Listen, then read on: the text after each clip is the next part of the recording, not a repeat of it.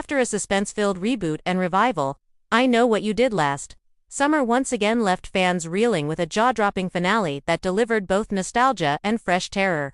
The modern series leaned heavily into psychological horror and layered mystery, and just when you thought the slasher tropes were predictable, the final twist changed everything. So, who's the new Fisherman and what does it all mean? Let's break it down. Recap. What happened in the finale?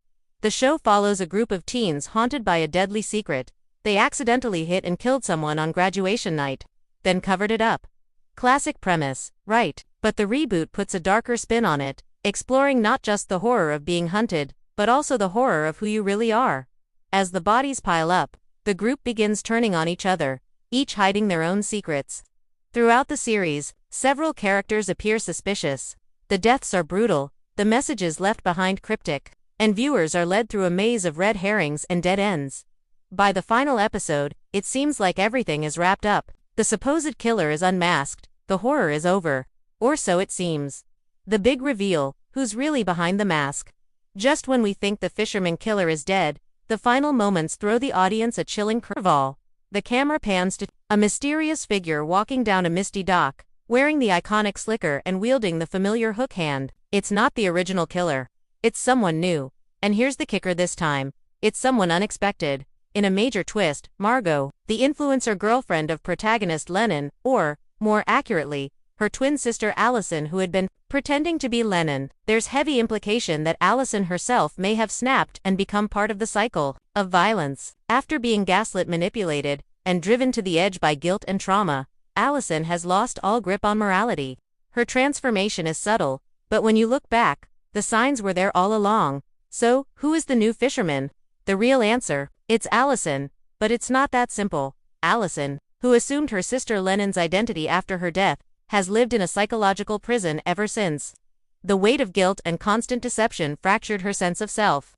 In the finale, we see her standing stoically, donning the familiar slicker. Her gaze is cold, detached, a stark contrast to the frightened girl we met in episode 1.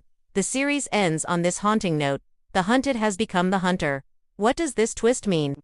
This ending isn't just for shock value, it's a commentary on trauma, identity, and inherited violence. By becoming the new Fisherman, Alison breaks the cycle of being a passive victim, but in doing so, she crosses a moral line, showing how blurred the lines between victim and villain have become. She isn't just avenging the past, she's been consumed by it. It's a haunting metaphor for how trauma, if left unresolved, can morph into something dark and unrecognizable. Clues you may have missed: the twist wasn't pulled from thin air. Visiting the earlier episodes reveals the breadcrumbs. Alison's mental deterioration, hallucinations, paranoia, and emotional numbness increasingly plagued her. Her secret identity, hiding. Her twin's death was the first mask she wore. Her obsession with control, she often tried to fix things with lies instead of truth. Unfinished business even after the supposed killer was revealed. Alison never truly felt safe. By the end, the line between Alison and the Fisherman becomes eerily thin. Margot's role, partner, or victim again. Margot survives the initial attack and is seen in the final scene. Her fate is left ambiguous. Some fans theorize she may even be complicit in Alison's transformation, like a toxic Bonnie to her twisted Clyde.